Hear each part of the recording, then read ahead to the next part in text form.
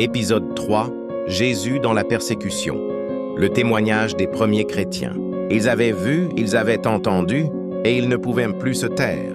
Les premiers disciples, remplis du Saint-Esprit, portaient dans leur cœur une conviction plus forte que la peur, plus éclatante que la mort: Jésus est vivant.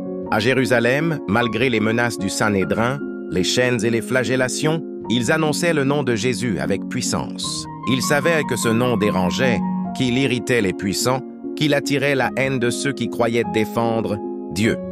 Mais ils savaient aussi qu'il n'y avait sous le ciel aucun autre nom par lequel nous devions être sauvés.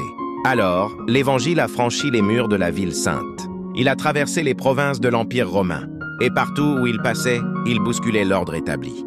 Car l'Évangile ne demandait pas une nouvelle religion, mais une nouvelle vie. Il ne cherchait pas des compromis, mais des conversions. Et l'ennemi n'allait pas rester silencieux. Les premiers chrétiens ont été pourchassés comme des traîtres, des hérétiques, des ennemis de l'État.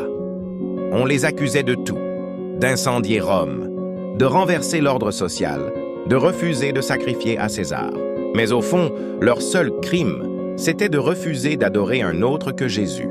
Dans les arènes de Rome, les lions déchiraient des corps, mais pas les âmes. Dans les prisons humides, les chants de louanges résonnaient plus fort que les cris de torture.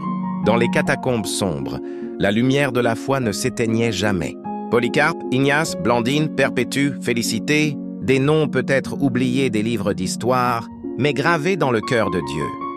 Ils n'étaient pas des héros selon le monde, mais des témoins fidèles. Ils mouraient en pardonnant, en chantant, en proclamant que Christ seul est Seigneur.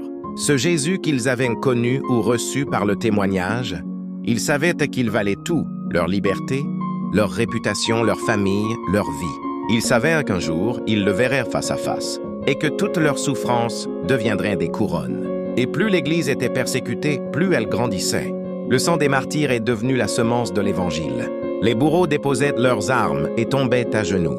Les spectateurs devenaient croyants. Les ténèbres ne pouvaient arrêter la lumière. Aujourd'hui, cette mémoire sacrée nous interpelle. Que vaut notre foi? Résiste-t-elle à la moquerie? Tient-elle dans la solitude? Serait-elle prête à souffrir pour Christ? Jésus ne cherche pas des fans, il cherche des disciples, car lui-même a souffert. Il a été rejeté, humilié, crucifié. Il connaît la persécution. Il est le roi des martyrs, le modèle suprême de fidélité. Et il est avec tous ceux qui souffrent encore pour son nom aujourd'hui, en Corée, au Nigeria, en Chine, dans les coins les plus oubliés de ce monde.